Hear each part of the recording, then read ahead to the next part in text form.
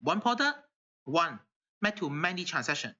Okay, however, the problem is, okay, one product map to many transactions. That means if I map from this direction, here we've got one product ID. If I map to the transaction and then the machine will got some problem. The problem is still come from what? Because the same product ID over here will have many product ID, okay, happened in the transaction table over here.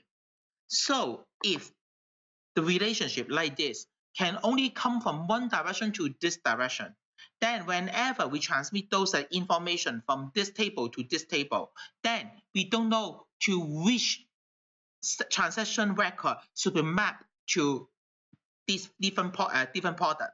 So that's why it will pop up an error message for us if we really want to do this calculation. Okay, because for those information from here, from one to many, that one record don't know to map to which transaction record inside this transaction table.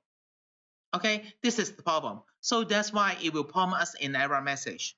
So how to fix this problem?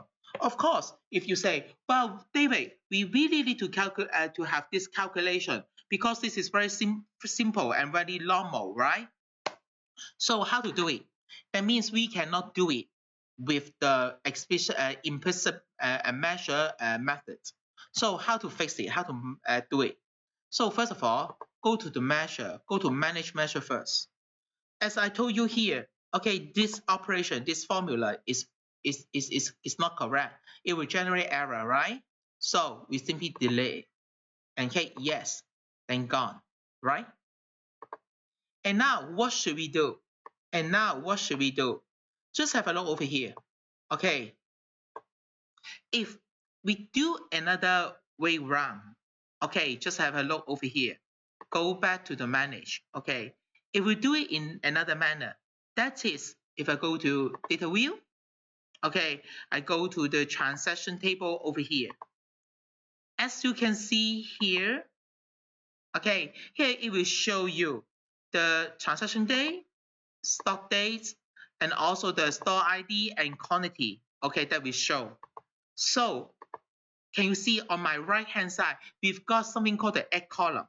Okay, basically, besides, okay, in Power Pivot, beside the implicit measure and explicit measure, we also have another calculated area. We call it as the calculated column.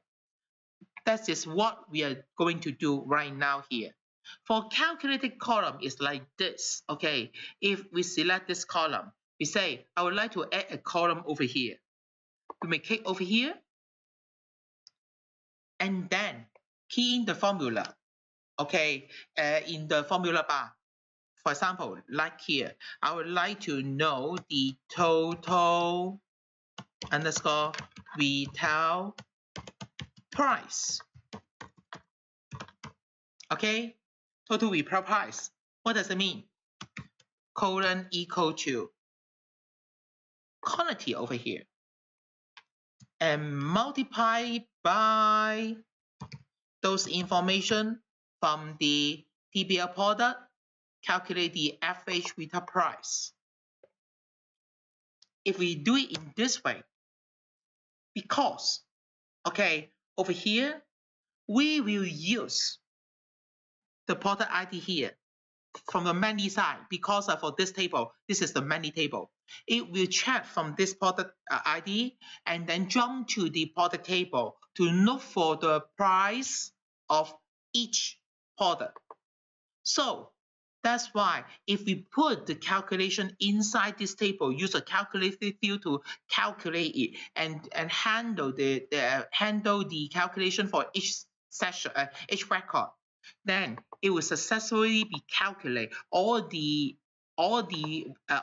retail price over here for each record. So now we got it. Okay, the total retail price for this transaction is $10.6.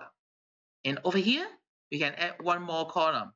Let's say the total cost for this transaction, right? Colon equal to what? the quantity and multiply it by TBL, because the cost is also come from the what? FH cost, right? So after that, we got this. Okay, here is the total cost. If you say, David, I would like to add one more column, another column, that is the what?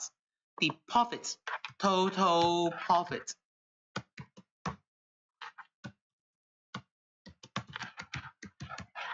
And then you can just simply do the what? Subtraction calculation. Use the retail price of each transaction here and minus the total cost over here. And then we will got the total profit is this. Right?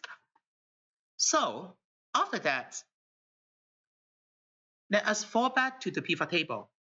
If we say, well, David, if I would like to know the total for each item, so what should we do? You'll see here is the total retail price. Drag and drop over here, then it will do the calculation to let us know, okay, the total retail price is over here.